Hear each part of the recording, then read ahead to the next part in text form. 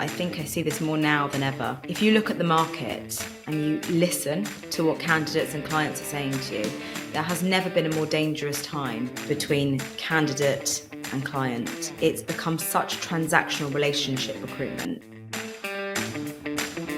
Welcome back to Talent Hunters, powered by MRI Network, where each week we talk with the world's top talent strategists and executive recruiters. If you want to build talented teams that drive your company to big goals and big growth, then this podcast is for you. And now, let's join the conversation with today's episode of Talent Hunters. Ladies and gentlemen, my name is Vince Holt, and I have the opportunity of hosting Talent Hunters. Today, we have Amy Woolf, founder of the Woolf Partnership in London, England. And Amy's been a part of our family, the MRI family, for the last 5.5 years. Welcome, Amy.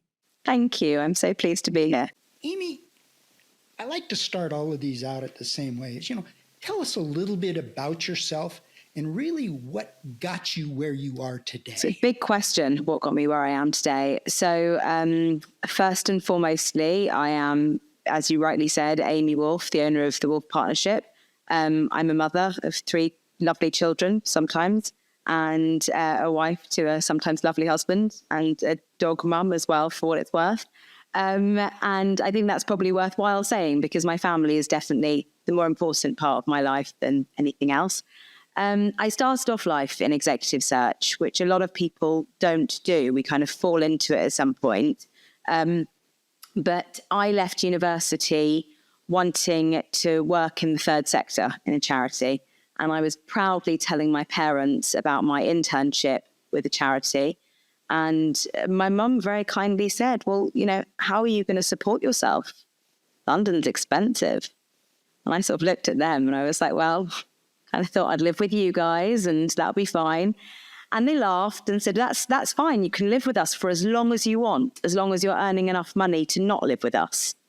And I just had no idea the magnitude of that. But it was an important lesson, because what it meant was that I realized very quickly that I needed a job to support myself, but I wanted to continue with my active roles in volunteering throughout my career, which I still do.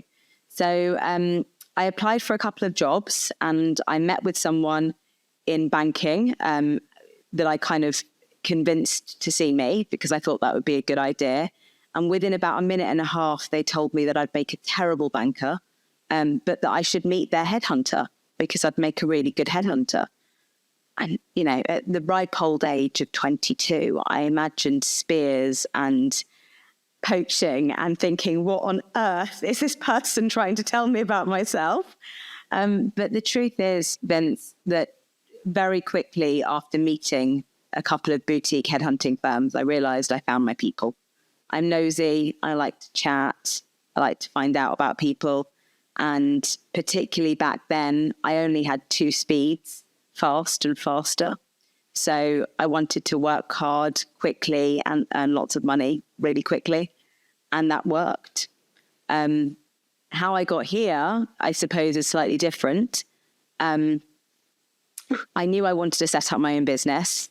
I come from a family of entrepreneurs. My dad is a quintessential businessman and raised the 3 of us girls to believe that we could do anything we wanted to do as long as we worked that much harder than everyone else. And I kind of just knew it was in my blood. So I was going to start up my own business back in 2010, which is the first time I met with MRI, actually. And an ex-colleague of mine said to me, could you just come to help me for 9 months? I'm setting up this in-house direct search function for KPMG. Could you try it? And I was like, oh, in-house recruitment, not for me, thanks. No. He's like, listen, this is brand new. No one's doing direct search yet. We could change things up.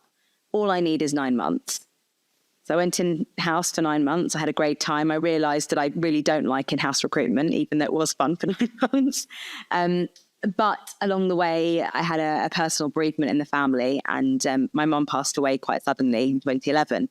And I could barely tie my own shoelaces, Vince, never mind set up a business. And I found this amazing home in a management consultancy that opened up doors that I never even thought about. Got my project management qualifications, worked on projects in diversity and inclusion when it was still pretty new and exciting. Not that it's not exciting now, but when it was new and fresh. And internal communications, and finally transformation and change, which is where I am now.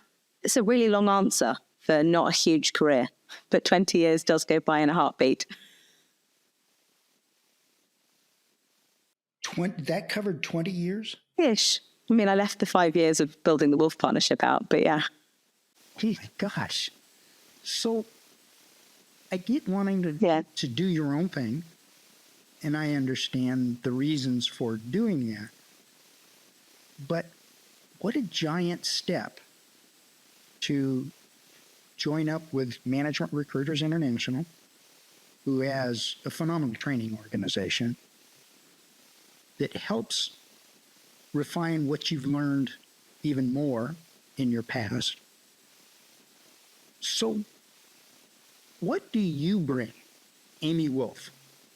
What do you bring to, first, your candidates that you take pride in being different than other recruiters out there? It's a really important question. I think everyone needs to know their purpose. And I am very confident that I know what my purpose is and what the business purpose is. And they're very much intertwined. When I left consulting, I knew that I wanted to start a business that was different to the organizations that had approached me over the years. The consistent phone calls that I had received from well-meaning but terrible recruiters who hadn't spent a minute trying to figure out who I was, do their research, or even just listen. And there was a space in my mind for authenticity and research and caring.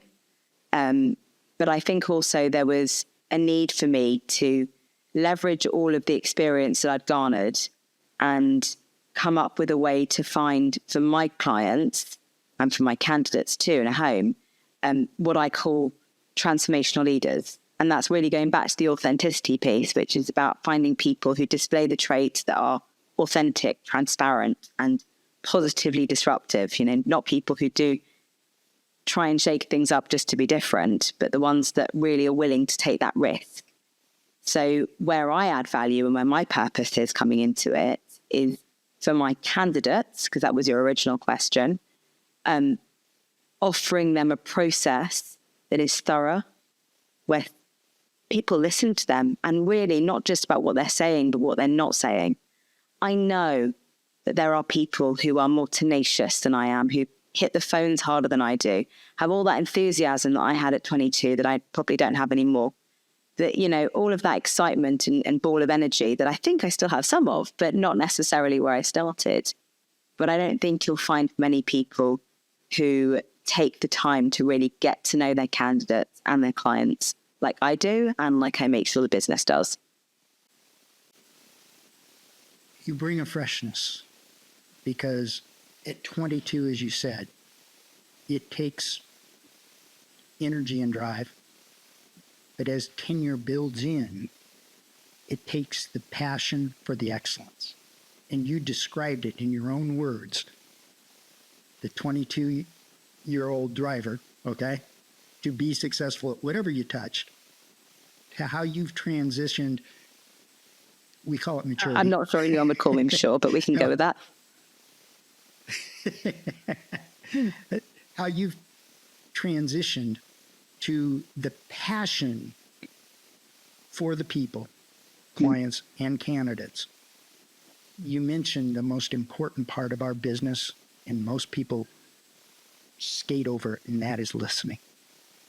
And I applaud you on that. I mean, at 5.5 years with our family here of MRI, to have that kind of maturity in our business is going to lead you to success. It really is. So where do you specialize? What is your dig, specialization?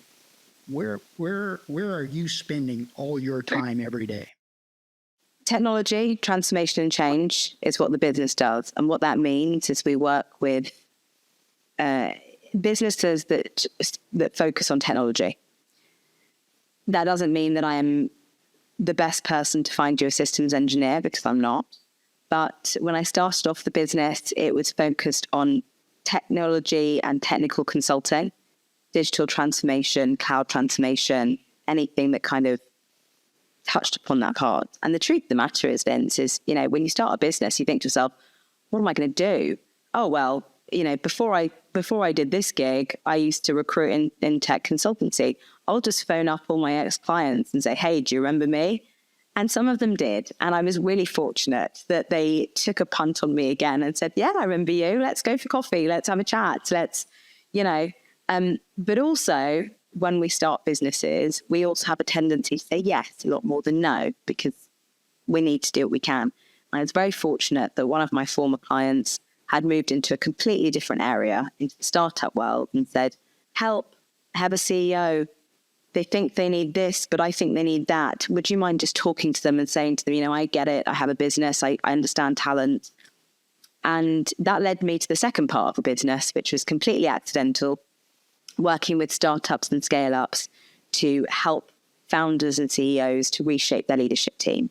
I don't think we as exec search consultants understand the privilege and the power that we have in able to look at a business and an organization and sit down with a CEO and say, hey, what are your plans for the year? Where do you want to get this business to in the next 5 years, 3 years, 2 years, whatever it might be, 2 months sometimes, depending on investment and runway? And what are the skills do you need for your organization? Because that's huge. So that's what we do. It's all about building that relationship, and you bring the caring part of it rather than the hidden agenda part of it. There's a lot of recruiters that come into this business and all they care about is getting the send out and getting the placement. And you're sharing your passion for not only caring about fulfilling somebody's needs, but also making sure that the candidate, it's the right opportunity for them. Trust is broken, Vince. I think I see this more now than ever. If you look at the market and you listen to what candidates and clients are saying to you, there has never been a more dangerous time between candidate and client. It's become such transactional relationship recruitment. And I think trust is at the center of everything that we do. And if we can instill that trust, because really, you know, how long do people spend at work? Your career is a huge part of your life. You're placing your trust in us that we're going to give you a good experience, that we're going to put you through a good process, that we're going to send you to a client that is aligned to your values, your purpose, you know, your vision, because it is so disruptive, and not in a positive way, to end up in a business where you're not feeling valued and you're not enjoying your time and you're not getting the best out of yourself.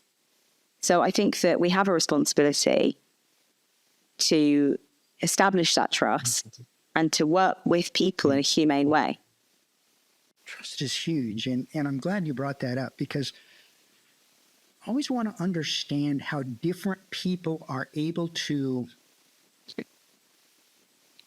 earn the trust, first of all, with their candidates. And I don't mean getting a candidate to trust you. I'm talking about you trusting what the candidate is sharing with you, because what you just talked about in building trust with a client, for instance, is bringing them people that aren't just giving lip service. So what are some little techniques or little secrets that Amy Woolf practices to know that you can trust? It's such a dangerous ground, because I'm a person that's always been propelled by my gut instinct. So how do you make sure that you're trusting your gut, which is something that is so important as recruiters and as people, but also backing it up with cold, hard facts? So I think if you asked any of our clients or our candidates how they would describe our process, the word thorough would come up quite a bit. Not boring, I hasten to say, but definitely thorough. So we will always spend a lot of time with our candidates, getting to know them and asking similar questions in different ways, not to trip them up, but to see how people respond. I think there is so much emphasis now on how much we can take out of the process. And I am all for automation, and we can talk about my views on tech till the cows come home. But I think in this instance, you can't replace the real interviewing and the skills of a recruiter with technology, because you need to be able to look someone in the eye. And I think this is our process, right? Is we have a telephone screening. I listen without looking at someone's face. I want to hear how they're saying things. I want to hear how they're talking. I want to hear when they go up, or they go down, or when they feel a bit shirty, or when they take too long to say something. If I feel there's enough there, then we'll have a second conversation, which is face-to-face, either in person or virtual. And that's when you look at someone's cues and how they respond to something. I like to think that whilst there are lots of things that I'm not very good at, reading people is sometimes something that I am quite good at. So I will, sort of invest time with people and really make sure, again, that you're looking at them and looking at their cues. If you've ever been to a negotiation training, and there's plenty within the network that I really, really love, the training is always very clear. Look at people, listen to their cues. People tell you so much when they're not saying a word. And it's really important that we watch out for those. Then I get people to do a bit of homework. If you want to make sure that someone is committed to going through this process, you need to make sure they've got skin in the game. How many times, and really how many times have we as recruiters had candidates that really aren't very dedicated to recruitment process? So they're just seeing what's out there. They'll meet with clients, they'll have a conversation. They're not looking to move. You start giving them homework, they're either going to do it or they're not. If they don't, they're not meeting my client. End of. And give us an example of the type of homework you're talking about, because this is a great it's actually something that someone else from the network has given me, and I owe her a great deal for it. But it's a personal career assessment to make sure they're going to, tell you what they think of their career and where they want to go and what they want to do. And backing that up with, and I'm sure everyone in the network does this, references. I want to speak to people who you've worked for, who you've worked with, and someone who's worked for you. And no, I don't want a written reference. I want their phone number, because I want to hear how they describe you and how they talk about you, and whether or not someone would follow you into battle time and time again, or whether they wouldn't trust you as far as they can throw you. So there's lots of ways that we try to qualify candidates. I don't always get it right, even with that entire process. There are some people who still fall through the cracks and are really good at selling themselves, which is when, if I'm not 100% sure, I send them to someone else. So we try and keep the recruitment process consistent. But if there's a niggle in your mind that there's something not quite right, trust yourself and get someone else to verify it. So 38 years I've been recruiting. And you don't look old enough. Yeah, right. Thank you for that, but you lie well. The reference part of it has always been a challenge to me. I agree with everything you said, but I'm probably a little more tough on references than what I was trained to be, because I've had this pessimistic attitude that you're going to only give me people that are going to talk nice about you. How do you get that reference to reality? Such an interesting question, isn't it? I think when you're asking for 3 to 5 references, if you are perhaps not quite as good as the standard that I would expect, it's hard to find 3 people who have managed you, worked alongside you as a peer, and reported into you, who can sell a consistent story. Any inconsistency is enough to have an alarm bell. And for example, I recently interviewed someone who everything they said sounded a bit too good to be true. And it could have been true. It absolutely could have been. I'm a very cynical person, so, maybe they're wonderful. But when I took the references and I listened to the way that their manager described them and said, yes, they did that. Okay, and what was the experience like? It got done. And there was silence, and that kind of silence speaks volumes. Similarly, when you speak to someone's peer and you say to them, so, what would they like to work alongside? Great, we had so much fun, loved going for a beer with them, wonderful. What was the quality of work like? they got work done, they get stuff done. It's just a kind of the brushing over. In an ideal world, you're absolutely right. We should all be very harsh on people and make sure that they give us plenty of references that would speak really badly of them. But, we work with what we can get. Well, I was taught a long, long time ago, one question that I make sure, regardless of all the answers I get, is an example. Amy, what do you think Vince could do better to provide you with better results? And to what you just said, if it's a short, there's nothing, they're perfect. No, they're not. And I'll do a deeper dive. But I usually get, and this is where my cynicism comes in, I usually get an answer of some sort of this is what they could do better, which goes to the next reference, is how would this person handle whatever they could do better more directly, if you understand. So it's references are a tough thing. And when you're dealing with a client, first time, what do you share with them early on is the value of working with Amy Woolf?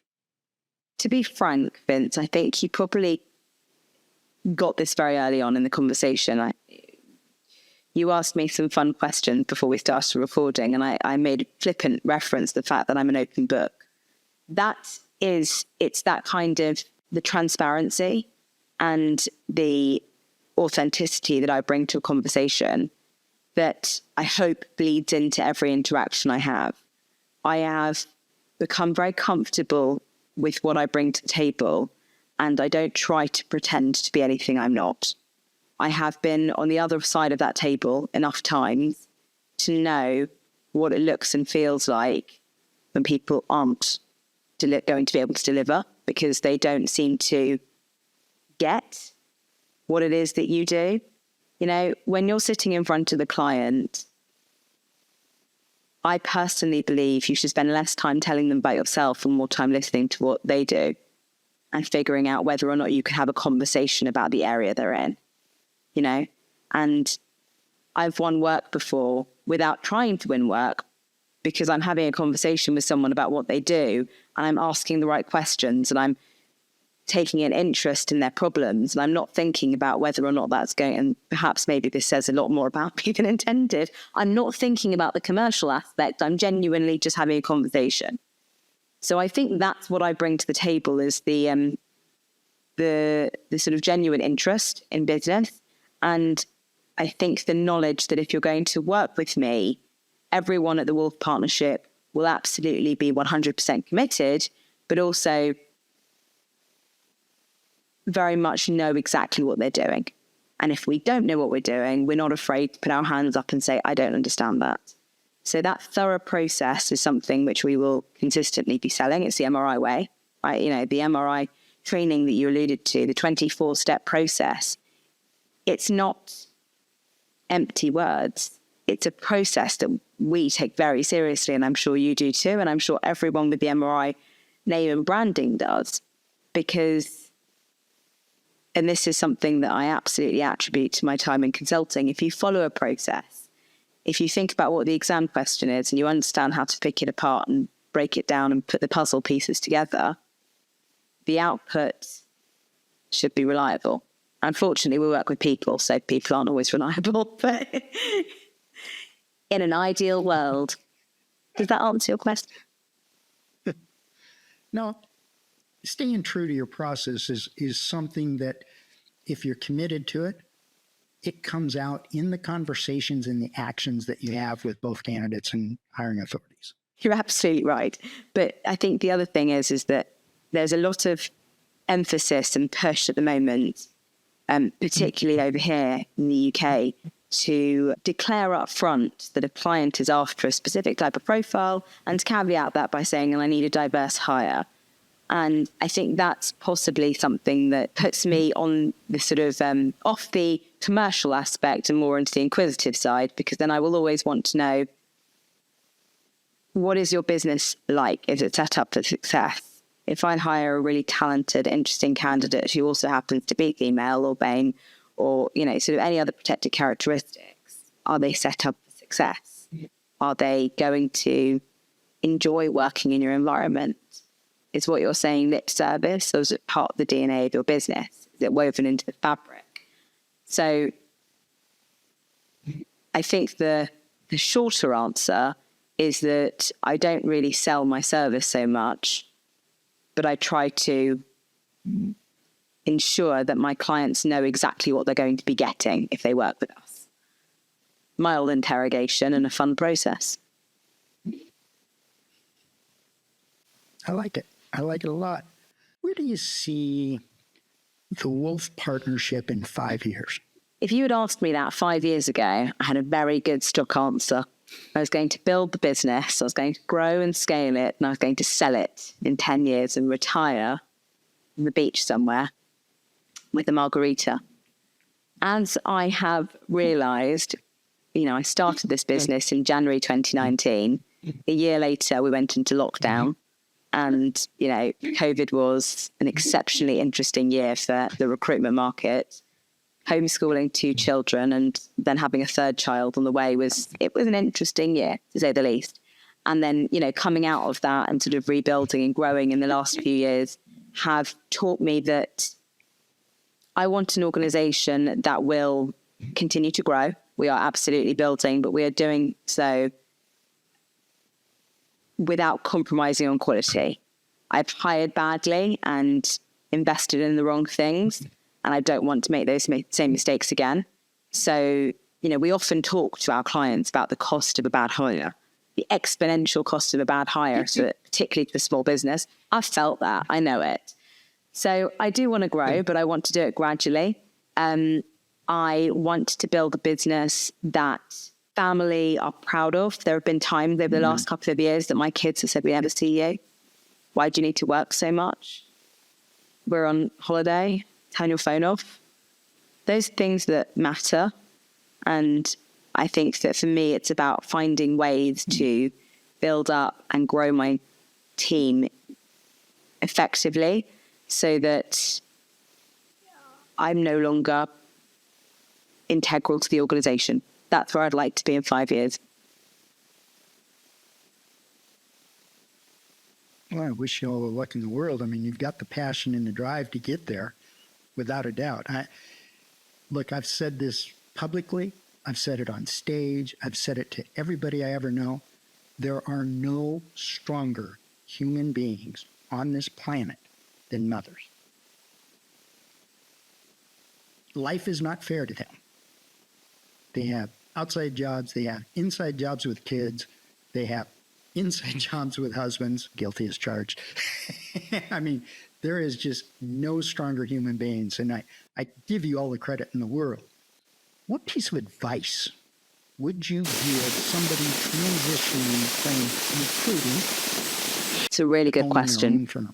I think the transition from recruiter to business owner was not one I made smoothly. So I say this is sort of with hindsight being a very powerful thing. Be prepared to do so much more than you ever thought you were capable of. Recruiting is one of the most challenging businesses that you can be in. It can be also very rewarding, but it is full on. When you start your own business, those first few months, that first year, it's a shock to the system, doing everything, being everyone. I was a recruiter, I was a researcher, I was a consultant, I was a relationship manager, I was a finance director, I was an HR manager, I was payroll assistant, I was the everything to everyone. And the problem is the first few months, I was the only one. So I couldn't even take myself off to the HR director and complain about me because it was me. And, I'd come from a very privileged position where I hadn't, sorted out my own expense report for the past few years. I hadn't booked my own taxis, never mind sorted out my own proposals. And it was a learning curve. It was a really big learning curve. So I think my first piece of advice is be prepared to push yourself to the limits. My second is be kind to yourself. There are only 24 hours in the day. And having been through the mill the last few years and getting very, very close to burnout last year, I can say with absolute certainty that the people who are most likely to push themselves to the limits are people who've set their own businesses up, and recruiters come with our own set of baggage and determination. So be kind to yourself and ask for help. The best thing that I have done in the last 5 years is seek out people to help me. I listened to this podcast last week. I heard you were interviewing someone who I thought, oh, they sound great. Sent them a quick LinkedIn message saying, hey, I'd like to talk to you.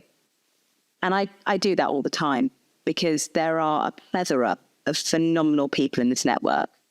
You've spoken about the training and development being a selling point of the MRI network. For me, it's people. It's knowing that I can pick up the phone and say, I can't do this, or I'm stuck, or my client was mean to me and the candidate doesn't care. And someone will listen.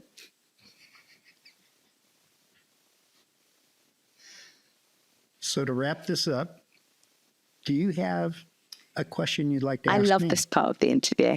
I love you asking every single person and hearing what they ask you. And I do. I have 2 questions for you. The first is, you've interviewed a number of exceptional recruiters and owners, and you have been in this business a very long time. If you were starting out today as a rookie, what would you tell yourself to do differently in the world that we live in now? You know, that's a thorough question, but I think you already answered it because I believe in that. You commit, you don't give up, and you follow the way that you were trained. And quite frankly, I brag about this because I started as an AE. The gentleman hired me, literally worked the business the way MRI trained him. And it was absolutely done when he hired people to do the exact same way. We do not spend our time, connect time, on the internet.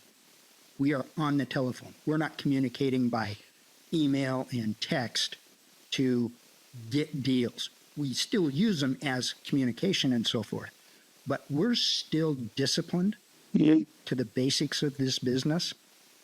And that's exactly what I would tell my younger self or somebody coming into this business is pay attention in training. And I'm just copying what you said. Pay attention to training and discipline yourself not to think you know better. Yeah, it does.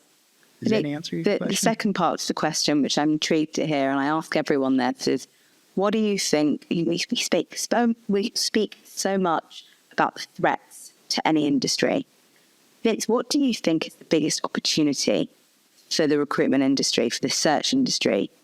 What is the biggest opportunity for us as owners coming out, and how can we harness it and take this industry to even better heights? As somebody that started in 1985, I've been able to experience, as a lot of us have, the threats of technology, the fax machine. Recruiters are never going to be existent again because everybody can just fax their resume to a company. The internet, all technology has been a threat forever. And in fact, it has been a threat to a lot of recruiters because they rely so much on technology to do their communications that I think the reality of it is, and you talked about this more than anybody I've ever brought up, is talk to people. Have that conversation with people. Yes, technology is great to add value to what we do. But the reality of it is, the only threat that I have as a recruiter, never mind an owner, I have as a recruiter is myself. Success. The threat to success is success because I start taking shortcuts. I start not listening. I start thinking I know more than the person I'm talking to, whether it's the president of a company or a candidate, because I've been in the same dig for so long, I already know the answers. To me, the greatest threat to the recruiting world is not exterior, it's interior. Hopefully that helps a little bit. Amy, thank you for your passion. Thank you for your drive and your transparency. You bring a freshness, and you said that earlier, you bring a freshness to this business. Please don't ever lose that. Don't ever lose that drive. Don't ever lose that commitment to excellence. Whether you understand, I understand the work-life balance and so forth, and I understand the 3 kids and so forth. But what we sometimes gloss over, and this is what I admire about my wife, being a mother and a grandmother and everything else, is what she does to succeed at whatever, whether it's gardening or work in the office or whatever it is the perfect role model for the kids. Because the kids want to grow up to experience the successes you have, your husband has, the whole 9 yards. So, yes, work for that work-life balance, but understand there is a bit of a price to pay, and sometimes it's not being able to spend all the time with your children and so forth. But what you're doing is teaching them something I couldn't agree more. And the responsibility that we have is not lost on me. You know, I said it in the beginning, I was taught to reach for the stars, and, you know, the concept that there might be a glass ceiling or a gender pay gap wasn't something that even entered into my psyche, because my father raised us fiercely to be ambitious and passionate and dare I say it again, really hardworking. And those are the kind of values that were instilled in me. And I think it's my responsibility and my husband's responsibility to demonstrate that to our kids who, you know, young minds are a lot like jelly, throwing all the good stuff before it sets. And they need to see that if you want something, you've got to work for it. So I'll keep going. Bless your father. Thank you so much for taking the time today and being transparent. Love your smile. Your eyes smile bigger than your mouth. Keep it going, kiddo.